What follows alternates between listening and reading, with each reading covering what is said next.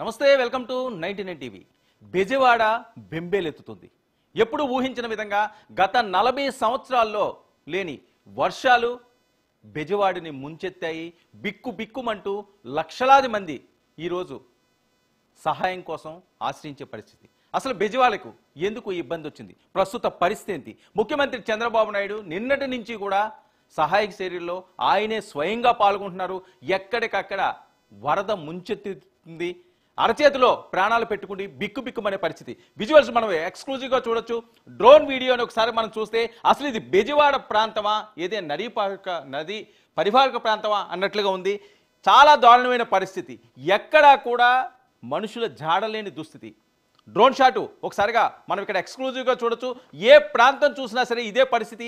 ఎక్కడికక్కడ రైళ్లు రాకపోకలు ఆగిపోయినాయి. రైల్ ట్రాక్ల మీద వరద నీరు చూస్తే బెజవాడ పరిస్థితి ఎంత దారుణంగా, ఎంత దయనీయంగా తయారైందన్నది కళ్ళకు కట్టినట్లు చూపిస్తున్న విజువల్స్ మనకి ఇక్కడ బెజవాడ రైల్వే స్టేషన్లో దృశ్యాలు మనం చూడొచ్చు. ఒక్క రైల్వే స్టేషనే కాకుండా రైల్వే స్టేషన్ ప్రాంతానికి ఆనుకున్న అన్ని ప్రాంతాల్లోనూ కూడా వరద అన్ని చోట్ల నుంచి కూడా ముంతెచ్చిన పరిస్థితి. ఎక్కడికక్కడ రాకపోకలు స్తంభించిపోయినాయి. ప్రయాణికులందరూ కూడా భయాందోళనకు గురవుతున్నారు. ఇంకా చిన్నపిల్లలు ముదుసళ్ళ పరిస్థితి అయితే అతి దారుణంగా ఉన్న సిచ్యువేషన్ అయితే మనకి ఇక్కడ కనిపిస్తుంది. పూర్తి స్థాయి సహాయక చర్యలు అందించే విధంగా ఎన్డీఆర్ఎఫ్ బృందాలు కూడా పంజాబ్ నుంచి ఇక్కడికి రావడం జరిగింది.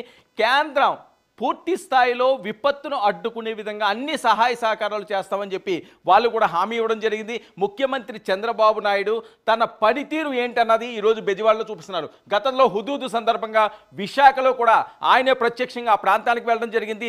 నిద్రాహారాలు మారి విశాఖ ప్రజల్ని ఆయన కాపాడిన నేపథ్యం. అదే పరిస్థితి ఈరోజు బెజవాడ ప్రాంతంలో కూడా కనిపిస్తున్నది. చూడండి, ఏ ప్రాంతంలో చూసినా సరే ఇదే పరిస్థితి. కృష్ణలంక అవనియండి, ఇబ్రహీంపట్నం అవనియండి, ఫెర్రీ అవనియండి, జూపూడ్ అవనియండి, మూలపూడిలో ఇలాంటి ప్రాంతాలన్నీ కూడా పూర్తి స్థాయిలో జలమయమైపోయిన దృశ్యాలు మనం ఇక్కడ చూడొచ్చు.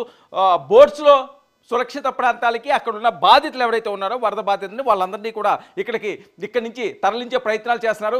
ఇప్పటికే వేలాది మందికి ఆహారం అందని పరిస్థితి, మంచినీళ్ళు కూడా దక్కని దుస్థితి. ఇలాంటి సిచ్యువేషన్లో పూర్తి స్థాయిలో రాష్ట్ర ప్రభుత్వం మేమున్నామన్న భరోసా ఇచ్చే ప్రయత్నం చేస్తున్నది. మేమున్నామంటూ కూడా వాళ్ళు చూపిస్తున్నారు.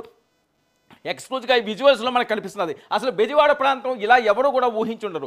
గత 40 సంవత్సరాల్లో ఎడతెరిపి లేని వానలు పూర్తి స్థాయిలో బెజవాడిని ముంచిన దుస్థితి చూపిస్తున్నది. ఒక బెజవాడ ప్రాంతం కాకుండా పరిసర ప్రాంతాల్లో కూడా ఇదే పరిస్థితి. కృష్ణానది ఉప్పొంగి పొర్లుతున్నది. ఏ టైంలో ఎలాంటి ముప్పు వస్తుంది అని చెప్పి వాళ్ళందరూ కూడా తీవ్ర ఆందోళన వ్యక్తం చేస్తున్నారు. తీవ్ర భయభ్రాంతులకు గురయ్యే పరిస్థితి. చాలా చోట్ల విద్యుత్తుకు పూర్తి అంతరాయం. చీకటి మయంలోనే రాత్రి అంతా కూడా బిక్కుమనే పరిస్థితి. నిన్న అర్ధరాత్రి 12 గంటలకు చంద్రబాబు నాయుడు గారు ప్రత్యక్షంగా ప్రజల్లోకి వెళ్ళడమే కాకుండా ఏ ప్రాంతాల్లో పూర్తి స్థాయిలో ఇబ్బందికర పరిస్థితులు ఉన్నాయో వాటిలన్నింటినీ నేను దగ్గరుండి మీ కష్టాల్లో నేను భాగస్వామ్యం అవుతానంటారు. అలాగే హోంమంత్రి అనిత అవనియండి, లేకపోతే పవన్ కళ్యాణ్ గారు అవనియండి, పూర్తి స్థాయిలో కూటమి ప్రభుత్వం ఏదైతే ఉందో కూటమి ప్రభుత్వం పూర్తి స్థాయిలో అన్ని సహాయ సహకారాలు అందించడానికి మేము సైతం అంటూ కూడా వాళ్ళు కూడా రంగంలో దిగారు. అధికారులందరూ కూడా ఎప్పటికప్పుడు పరిస్థితిని పరిశీలిస్తున్నారు. ఎట్టి పరిస్థితుల్లోనూ ఎటువంటి ప్రాణహాని లేకుండా ప్రజల ప్రాణాలు కాపాడే విధంగా అన్ని చర్యలు చేపట్టడం జరుగుతుంది. ఎన్డీఆర్ఎఫ్ బృందాలు ఇప్పటికే తరలి రావడంతో వాళ్ళు కూడా సహాయ చర్యల్లో పాల్గొంటున్నారు. 6 హెలికాప్టర్లు ఇప్పటికే విజయవాడకి చేరుకోవడం జరిగింది. విజువల్స్ చూడొచ్చు. నేను అర్ధరాత్రి సమయంలో చంద్రబాబు నాయుడు గారు విజువల్ చూస్తే ఇక్కడ వాస్తవ పరిస్థితి అర్థమవుతుంది. ఒక ముఖ్యమంత్రి స్థాయి వ్యక్తి ఏదో ఆయన సీఎం క్యాంప్ కార్యాలయం నుంచి ఆదేశాలు ఇవ్వడం కాదు, నేను సైతం అంటూ ఆయన ప్రజల్లోకి వచ్చారు. అక్కడ ఆయన ప్రత్యక్షంగా పర్యవేక్షిస్తున్నారు. అక్కడ మనం చూడొచ్చు ప్రజలందరితో ఎలాంటి కష్టాలు ఉన్నాయని దగ్గరుండి తెలుసుకునే ప్రయత్నం చేస్తున్నారు. అంటే ఇలాంటి కష్ట సమయంలో ప్రజలకి మేమున్నాము అన్న ఒక భరోసా ఇస్తే కాన్ఫిడెన్స్ లెవెల్ వేరే రకంగా ఉంటుంది. అదే ఈరోజు చంద్రబాబు నాయుడు గారు ఇక్కడ చేయడం జరుగుతుంది. అంటే ఎవరి ప్రాంతాల్లో వాళ్ళు బెజవాడ పరిసర ప్రాంతాల్లో ముప్పు ప్రాంతాలకు గురైన ఆ ప్రాంతాలన్నింటినీ కూడా మంత్రులందరూ కూడా వాళ్ళు పర్యవేక్షించడం జరుగుతుంది. ఆ ప్రాంతాలకు వెళ్ళడం జరుగుతుంది. వాళ్ళ యోగక్షేమాలు తెలుసుకోవడం జరుగుతుంది. ఏ ఇబ్బంది లేకుండా వాళ్ళని సురక్షిత ప్రాంతాలకు తరలించే విధంగా తీసుకురావడం జరుగుతుంది. ఒకసారిగా మనం ఇక్కడ చూడొచ్చు, మెరైన్ బోట్లో చంద్రబాబు నాయుడు గారు సీఎం స్థాయి వ్యక్తి ఆ ప్రాంతాలకు వెళ్ళి ప్రత్యక్షంగా వాళ్ళకి నేనున్నాను అని చెప్తే ఇంకా వాళ్ళకి ఏం కావాలి, వాళ్ళ కష్టాలన్నీ కూడా మర్చిపోయే పరిస్థితి. మీతో పాటు నేను కూడా అదే నీటిలో ఉంటాను, మీకు నీరు తగ్గకపోతే నాకు నీరు అవసరం లేదనే నినాదంతో చంద్రబాబు నాయుడు గారు వెళ్తున్న విజువల్స్ మనం చూడొచ్చు. ఈ వయసులో కూడా ముఖ్యమంత్రి స్థాయి వ్యక్తి గ్రౌండ్లోకి దిగితే ఎలా ఉంటుంది అన్నది ప్రత్యక్ష నిదర్శనం. ఏ రాష్ట్రంలో ఉన్న ఇలాంటి విపత్తులు వచ్చినప్పుడు ఆదర్శంగా చంద్రబాబు నాయుడిని తీసుకోవాలేమో అనుకునే విధంగా ఆయన చర్యలు ఉంటాయి. గతంలో హుదూద్ కూడా అదే పరిస్థితి, ఎంతోమంది ప్రాణాలు కోల్పోవాల్సి ఉంది. హుటాహుటిన ఆయన ప్రాణాలకి తెగించి విశాఖపట్నం వెళ్ళి అక్కడ హుదూద్ ప్రాంతంలో ఉన్న ప్రజలందరినీ కూడా పరామర్శించడం కాకుండా బస్సులో ఆయన మకాం వేసి అక్కడ ప్రజల్ని కాపాడారు. ఆ విపత్తు నుంచి వాళ్ళందరినీ కూడా బయటికి తీసుకొచ్చారు, నేనున్నానన్న భరోసా ఇచ్చారు.